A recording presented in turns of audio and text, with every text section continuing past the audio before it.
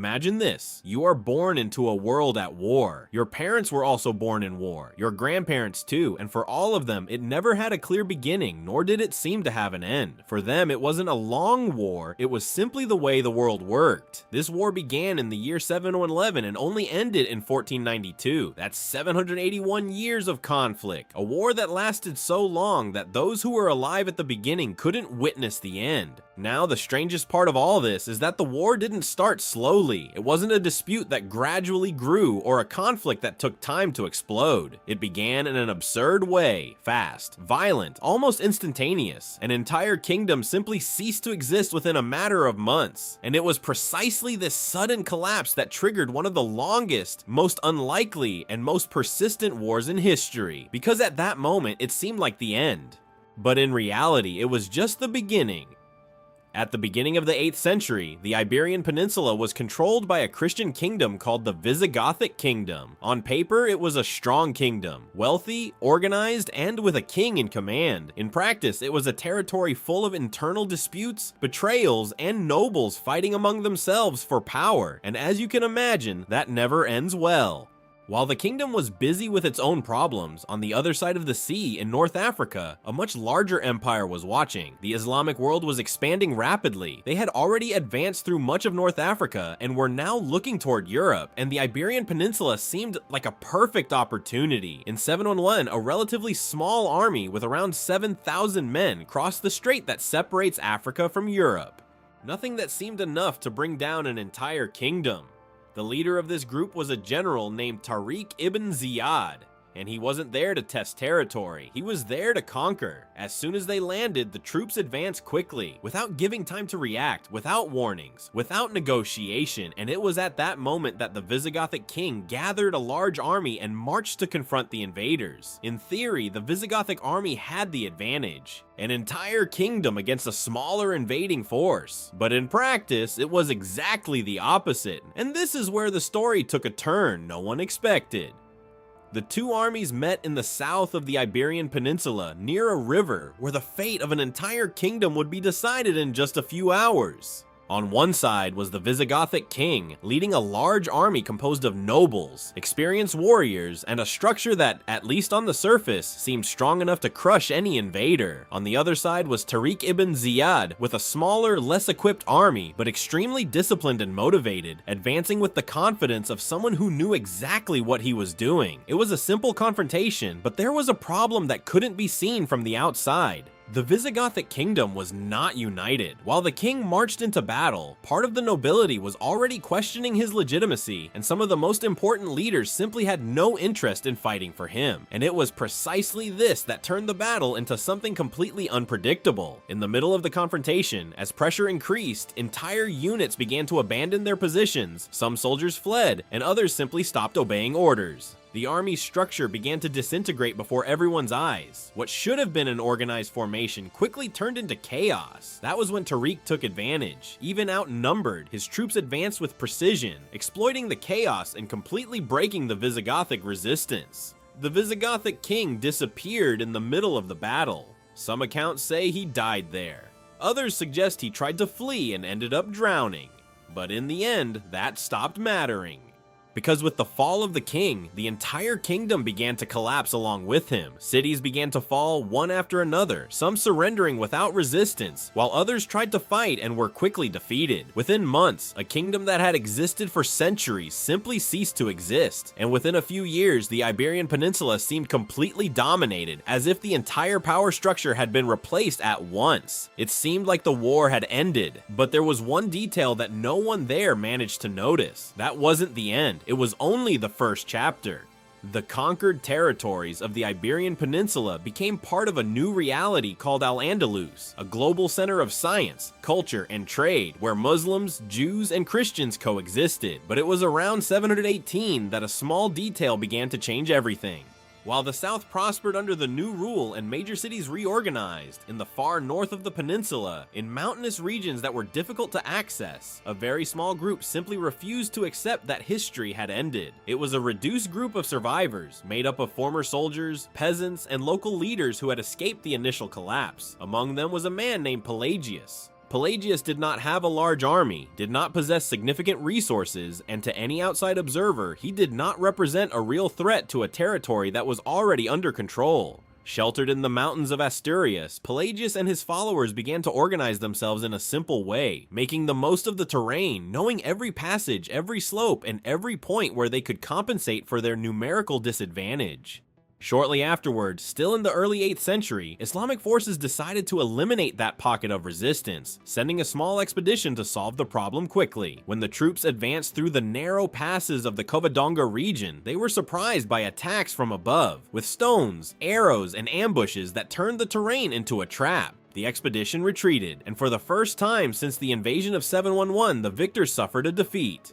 The Battle of Covadonga around 718 or 722 was not large enough to change the map at that moment, but it changed something much more important. It proved that the war had not ended, and without realizing it, at that moment, the victors made a critical mistake. They underestimated the enemy, because that small resistance in the mountains was not the end of a conflict. It was the beginning of a war that would span centuries. After the unexpected victory in the mountains, the situation did not change immediately, and that is exactly what makes this story so unusual. Unlike what normally happens after a turning point, there was no great reconquest, no rapid advance, no series of consecutive victories. What came next was something much slower, much more drawn out, and in a way, much stranger. For decades, and then for centuries, the war simply continued. In the north, small Christian groups began to slowly reorganize, expanding their control almost imperceptibly, consolidating villages, strengthening positions, and creating the foundations of new kingdoms, such as the Kingdom of Asturias, which emerged from that initial resistance. But this growth was extremely limited. Advances happened, but they were small. Territories were conquered, but often lost shortly afterward. Victories occurred, but rarely changed the overall scenario.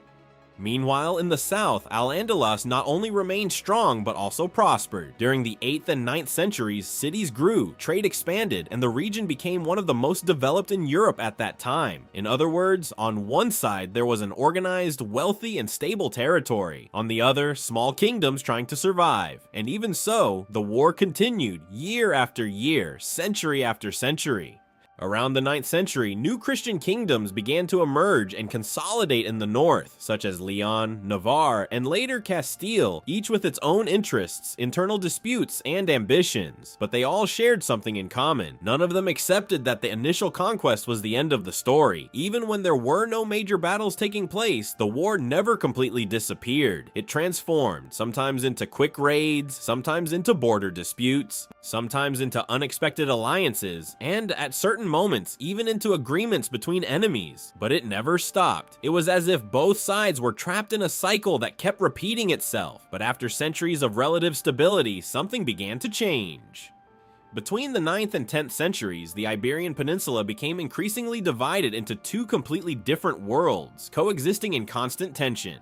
In the south, Al-Andalus reached the peak of its development. Cities like Cordoba became centers of knowledge, trade, and culture, attracting scholars, merchants, and wealth from different parts of the Islamic world, while systems of irrigation, architecture, and urban organization placed the region among the most advanced in Europe at the time.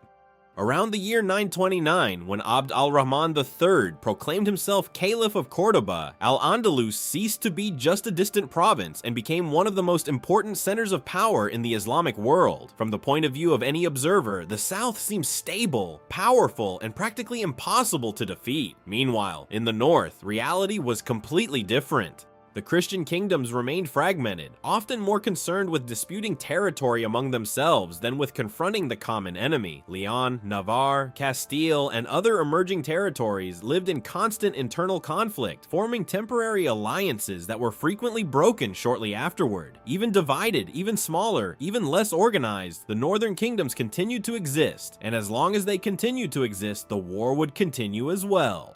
But this stability, both in the south and in the north, would not last forever.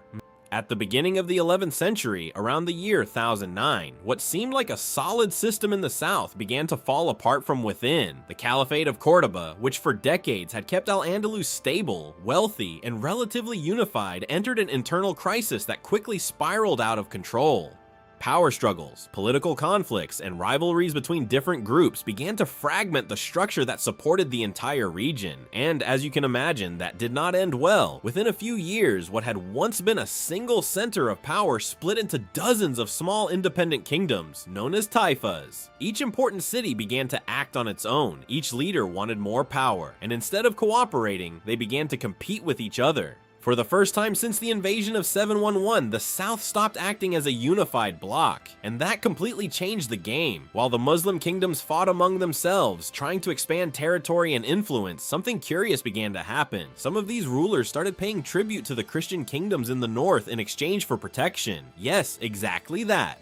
The same kingdoms that for centuries had been trying to expel the Muslims from the peninsula were now being financed by them, and this small detail changed everything because for the first time in centuries, time stopped being the Muslims' greatest ally and began to work in favor of the Christians. In the north, the kingdoms began to grow stronger, more organized, wealthier, and gradually more confident, and then came the advances, slow at first but increasingly consistent. Territories began to change hands more frequently, fortresses were taken, and important cities began to come into focus. Until, in 1085, something happened that made it clear the war had entered a new phase. The city of Toledo, the former Visigothic capital, was conquered by Alfonso VI of Castile, and that was not just another victory, it was a symbol. It was proof that after centuries of resisting, the Christians were now truly advancing. But this turning point brought a new problem. Because the South had not given up, and when pressured, they did something that had already happened before in history. They called for reinforcements from outside. At the end of the 11th century, around 1086, a new power emerged from North Africa, the Almoravids. More rigid, more disciplined, and much more focused on war, they crossed the strait and arrived on the peninsula with a clear objective: to contain the Christian advance and restore the strength of Al-Andalus. And, at least at first, it worked. Soon after arriving, the Almoravids faced the Christian armies and achieved a significant victory, interrupting what seemed like an inevitable advance. For a moment, it seemed that history would repeat itself, but that moment did not last. As the decades passed, the same problem reappeared: internal divisions, power disputes, and the same difficulty in maintaining unity over a territory that was too large. And then, in the 12th century, a new group emerged to replace the Almoravids, the Almohads. Even more rigorous, even more organized, and determined to restore total control over the region. Once again, the South tried to recover, and for a time, it succeeded. In 1195, the Almohads defeated the Christians in a major battle, showing that the conflict was still far from over. But this time, something was different. Because, unlike in previous centuries, the Christian kingdoms were no longer just resisting, they were learning, they were organizing, and it was this change that set the stage for one of the most decisive moments of the entire war. In 1212, at the Battle of Las Navas de Tolosa, something that seemed unlikely finally happened. The main Christian kingdoms of the peninsula, Castile, Aragon, and Navarre, united in a joint offensive against the Almohads, creating a much larger and more coordinated force than any that had previously confronted the South.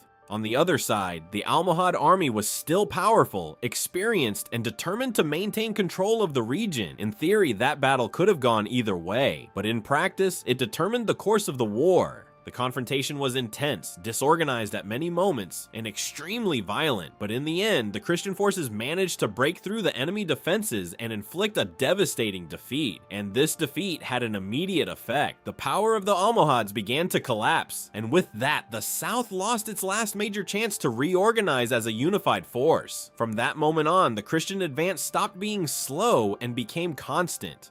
During the 13th century, important cities began to fall one after another. Córdoba was conquered in 1236, Valencia in 1238, Seville in 1248, and with each city that fell, the territory controlled by the Muslims shrank drastically. But there was still one last territory that resisted: the Kingdom of Granada. Small, well-positioned, and politically skillful, Granada managed to survive much longer than any other Muslim territory on the peninsula, not because it was stronger, but because it knew how to negotiate. For about 2 centuries, between the mid-13th century and the late 15th century, Granada maintained its existence through agreements, tribute payments, and strategic alliances with the Christian kingdoms themselves. It was a calculated survival, a kind of fragile balance that prolonged the end of the war, and this creates a curious situation. After more than 500 years of conflict, after countless battles, advances, and setbacks, the war simply slowed down again, but eventually something changed.